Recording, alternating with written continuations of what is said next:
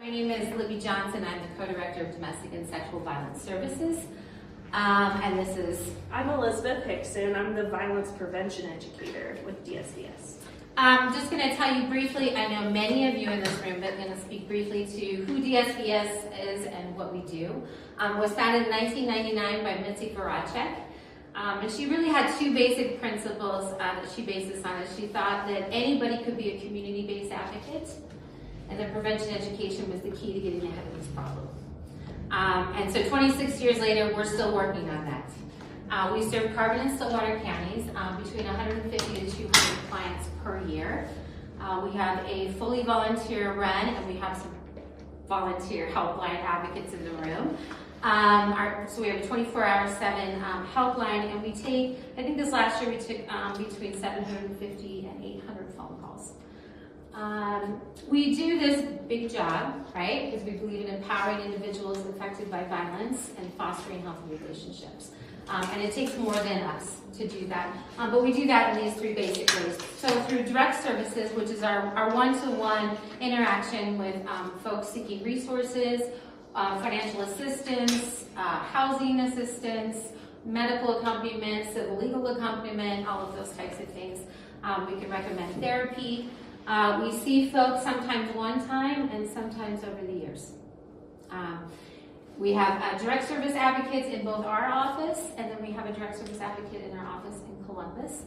And we also have a transitional services advocate. And Casey's job in particular is to work with the clients who are out of immediate crisis and can help them for up to 2 years. The other way we do that is what we call our coordinated community response. And so those are all our systems partners that we work with on a daily basis. That can look anything like law enforcement, people in the criminal justice system, medical providers, schools, churches, the Boys and Girls Club,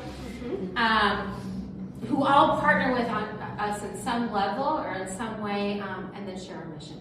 And the third way is why Elizabeth and I are here, because it's prevention education. Yes. I'll let her talk about that. Yeah, like Libby said, prevention has been a part of DSVS since the start. It kind of began with a junior high healthy relationships curriculum called Power Up, Speak Out, which we still use today. It's gotten a little bit of a facelift in recent years. Now it's available completely for free and online. And we also talk to high school students where we level up the lessons just a little bit, and this lesson that you're about to receive is very much derived from that. And we will get in front of anyone and everyone to make them more aware about the issue of domestic violence in our community. Right. So before we get started, all of the topics that Libby and I talk about are very sensitive and hold a lot of feelings around them and life experiences. And we want to recognize that. So if you have any feelings of distress, like some people might experience a clenched jaw, or tension in their shoulders, or redness of the face, whatever feeling comes up often comes physically first. So if you start to recognize that in yourself, do what you can to take care of yourself. We don't believe in the adage that, you have to leave the room anytime you have a feeling. That's why there's two of us. Yeah, there's always two of us just for that reason, in case somebody needs some help regulating. But we always like to give some sort of skill, I guess, to help you regulate yourselves if you do feel that in the moment. And one of the best ways is just by taking some deep breaths. So this is one of my go-tos. It's called blowing out the candles, and it works great for little kids if that's a population that you work with. So these are our candles, and if you hold up these three with us, we're gonna take 3 deep breaths together. We're gonna go in through our nose and then out through our mouth, and when we blow out, that's gonna blow out one of our candles. Okay, here we go. Breathe in and breathe out. Breathe in and breathe out. Breathe in and breathe out. Thanks for trying that. Okay, so we are going to be talking about what it means to be a bystander. What is a bystander? by going through and doing some image analysis. And then we'll talk about the 5 different strategies that are widely taught and practiced to intervene safely as a bystander. And then finally, we're going to get to practice with some scenarios. We're going to get up and move around a little bit. Okay. So, what is a bystander? A bystander is somebody who is present for an incident, but is not directly involved. So they aren't the person doing the harassing thing, and they're not the person being harassed, right? So in this picture, who would you say is the bystander based on that definition? The gal in blue. And what else do you notice about this image? Maybe some emotions? She's very aware of what's going on. And what's going on? Girl in green looks uncomfortable. Yeah, her face is pretty well blurred, but we can tell she looks uncomfortable still. Possibly because somebody is touching her without her permission or invading her physical boundary, right? And what can you tell me about the emotion on the bystander's face? She's not sure what to do. Right. She's not sure what to do, Exactly. right? Maybe also mirroring that discomfort. Like she's aware that this situation is uncomfortable for the person involved, right? Okay, great. This next one's a little cheesy. I don't know, but you can tell me what's going on in this picture. A lot. Yeah, a lot's happening. Looks like the girl with the blazer on is getting hit on. Okay. It might look like the girl in red is a girlfriend, maybe with the guy. Oh, We're just signaling him to back off. Yeah, Like, I like can't believe this noticing guy's it. doing this. Yeah, yeah. Yeah. And then the gal also sitting with the gal in the blazer. He already tried to talk to her. Basically, every single woman in that picture yeah. Is aware looks of like that. comfortable. And the two Right. guys in the back are completely The unaware. The guy in the plaid seems very comfortable inserting himself into their space. Yep, absolutely. You guys nailed that. So let's see, how many bystanders do you count here? Well, 3 that are directly involved.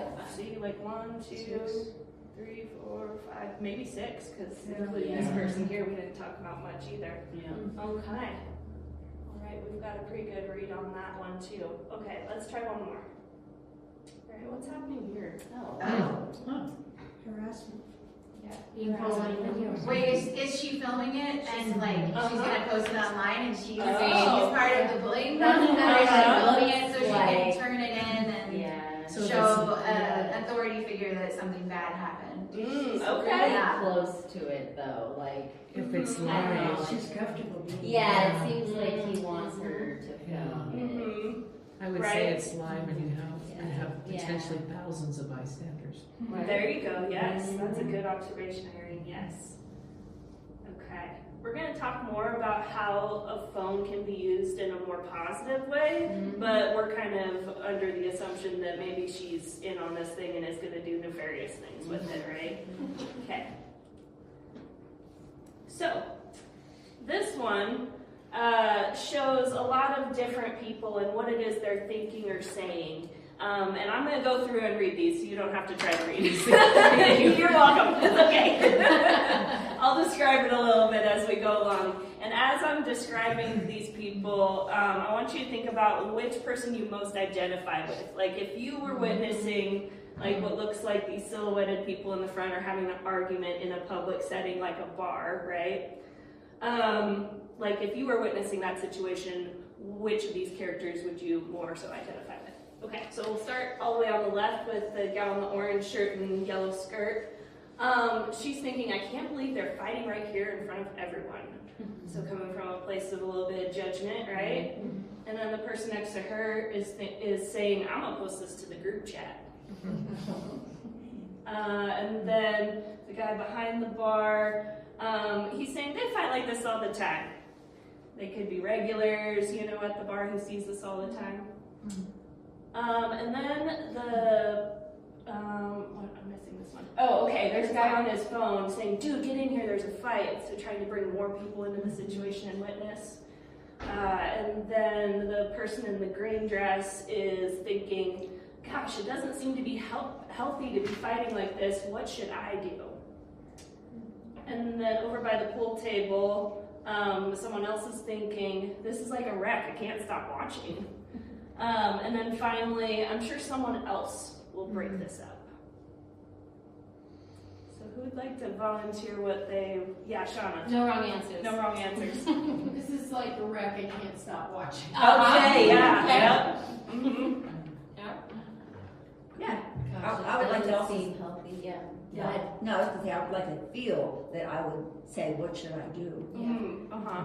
Maybe that's what you said, Is that what you were thinking too? I don't nurse the wellness. Mhm. Definitely been in more than one of those. Yeah. Yeah. Sometimes when I'm like, wait, what's happening? Wait, and like it's over before I even realized it. Oh, yeah. And then times when I'm like, well, wait, what should I do? Even if it's over, what should I do? Should you still be doing something? Yeah. Mhm. Yeah, absolutely. Yes. So if you're one of the people who's thinking, you know, what should I do, or is there something I should do? Like, hopefully we give you some more skills coming out of this to know maybe your options of what you could do. But the very last person that I talked about in the long sleeve shirt over there, thinking I'm sure someone else will break this up, that has a whole psychological phenomenon attached to it, and it's called the bystander effect. And it is the most common response. Yes. From both kids and adults alike. Yes. And that's the idea that the more people are around, the less likely anyone is going to go and help that person. Okay, so now we're going to get into the 5 Ds. There's direct, distract, delay, document, and delegate. And I've got some papers that Libby will pass out for us here. Okay, so the first one, direct. That's kind of what people traditionally think of as intervening as a bystander. You're directly bringing light to the situation. You're talking to the people that are involved or even perpetrating the thing and saying, hey, this isn't okay. The example they give is, hey man, as your friend, I can't let you do that. She looks really drunk. Let's find her friends and make sure she gets home safely. Okay, so directly intervening. Next one is distract. You can tell this was made for college students. Their example is, we need you for a TikTok video, come dance with us.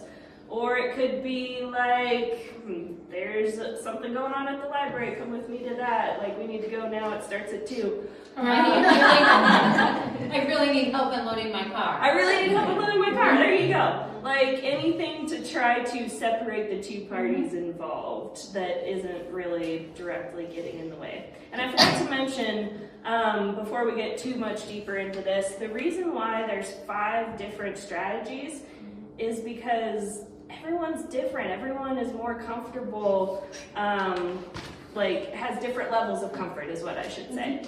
And not every strategy is gonna fit the situation in the best way either. So there may be times where distract might be the safest thing to do too. So I would say what's safe for the situation and what's safe for you as a person. Yes. And that's a strategy. That's the 2 reasons why there's so many of them. Okay, next one, delay. So this is when you wait until the situation is over. Maybe you don't feel safe to get in the middle of things in the moment, but it's going and offering your support to the victim in the situation after the fact. That can be intervening as a bystander. So their example says, hey, I just saw what happened. I'm so sorry you experienced that. Is there anything I can do to support you? Okay, so delay. Then there's document. This is where the phone comes back in. Sometimes it can be really helpful for a victim to have some sort of evidence to give them more options with what they want to do after an incident has occurred. So one of those ways could be recording, it could be taking a picture, it could be taking a screenshot of something you see on social media, it could be, even just writing down an account of what happened, right? But the key here, and what we really stress to kids, is that it's what you do with that evidence that really matters. And we recommend that you take that to the victim and say, what would you like me to do with this? Because sometimes we have to be okay with the fact that they just want it deleted. They don't want to go forward with anything after the fact. Okay? And then finally there's delegate. Libby, would you mind passing around that circle of trust thing? So with kids, we realize that they might not have the power to do what it is they want to do because they're minors, right? So we always recommend that they find some sort of trusted adult that they can go to about different things. And we do a little exercise after we talk about delegate in order to help them identify who is my trusted adult. And that's what we're passing around as a student example of a kid doing that. And I think a good thing to just remember is that if it feels too big for you, it probably is. And you probably should reach out to someone else. Yeah, whether you're a kid or adult, whoever. Yeah, if it feels too big for you, it probably is. So delegate is where you are bringing in someone else into the situation to help intervene. You've noticed it, but you know, like, oh, there's a police officer that's just right over there. Maybe I can go ask that person to help me. Or, you know, I don't feel comfortable going and doing this alone. Maybe I can take my whole group that I'm with and go try to intervene in some sort of way. It's just banding together to get a little bit more help to intervene in a situation. So do you think all of the D's work, whether it's like a stranger situation, so you're in a bar and you don't know the people involved?